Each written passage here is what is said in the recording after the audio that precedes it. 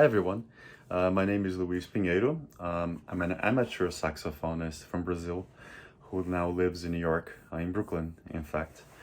I play mostly jazz standards and choros, which are old instrumental music from Brazil. For this test of mouthpieces, I'm going to play a song called Sonoroso by K-ximbinho, just the beginning of it. And I'll be playing on a Palmoria 66, which is an American-inspired Taiwanese horn. It's quite beefy and it has a nice sound. So I wanted to talk a little bit today about the SYOS mouthpieces. I have a lot of different mouthpieces, but some years ago I got interested in the SYOS ones and I decided to give it a try. I fell in love with them. They have, such different characteristics, but all of them are pretty easy to play. They have a very good intonation, and it's very easy for you to reach the bottom of the register, the low notes. So I keep going back to the SYOS ones every time I play. They are different than metal mouthpieces. They don't vibrate, right? So when you play, you don't feel this kind of connection with the mouthpiece as you would if you had an auto link or something else, because they really don't vibrate a whole lot because of the material. But if you listen to yourself recorded, you sound quite good. Because I have quite a few of them, I was going to start with this one. That's kind of a middle of the road one. It's the Andrew Cox one. At least in my ears, it has a very beautiful but very standard tenor sound. And then I'll go 3 shades darker, and then I'll go 3 shades lighter. So let's give it a try.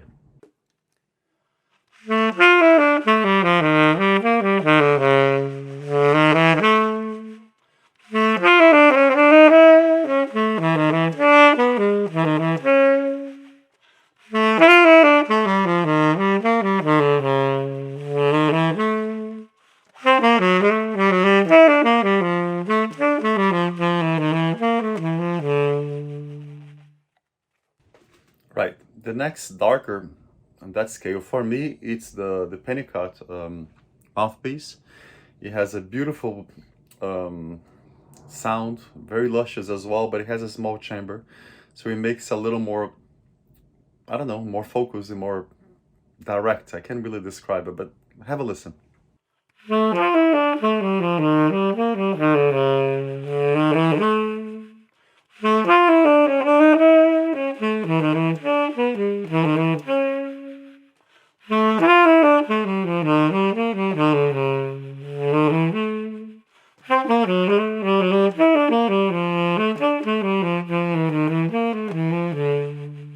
All right, going down the darkness scale, this is the Dan Forshaw, sorry, sorry, dude, mouthpiece. It has I think a large chamber, has a very beautiful, lush sound, which is great for ballads.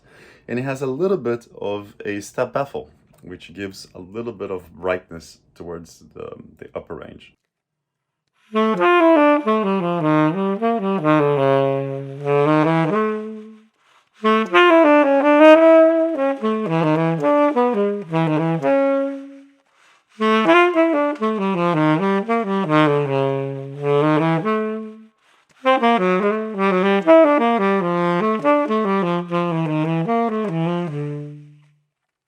The lowest mouthpiece I have from SYOS, it's this guy here, which fell on my lap about a month or so ago. It's the Jason Moore one, I think.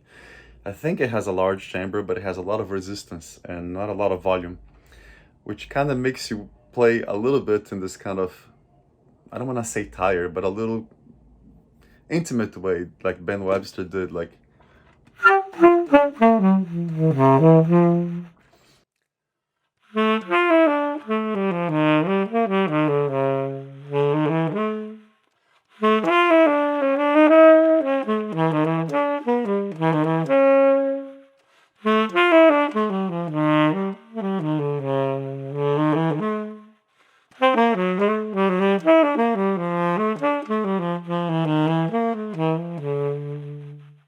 Now, moving to the brighter end of the spectrum, the first one I have is the Steve Cortica one.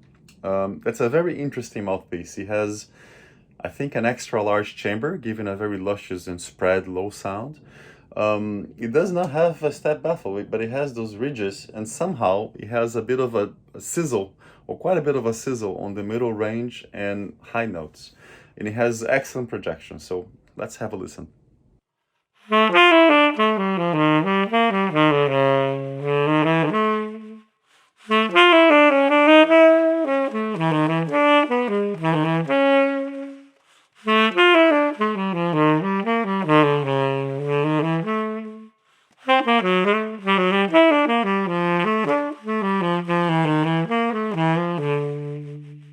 Alright, so the next one in the brightness scale is the Insane in the Rain one, which I like very much. It has a big step baffle, which gives a lot of brilliance, but it still retains a nice, strong core. I cannot describe it. It has very good projection, but it's different in the sense that it's much more focused sound than the Cortica one.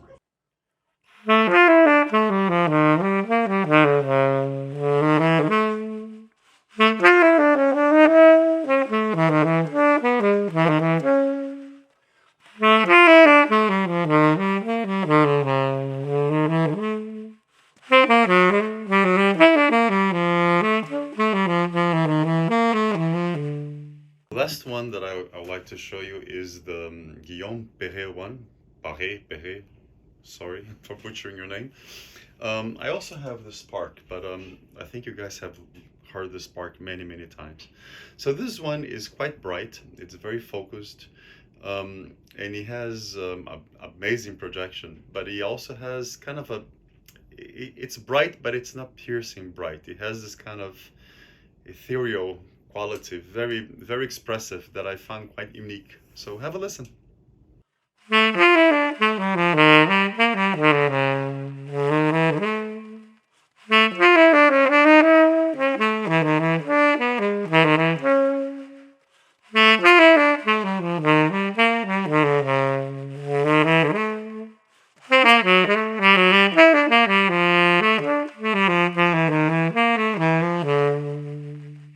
That's all for now.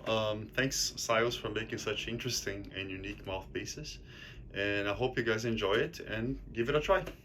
Ciao.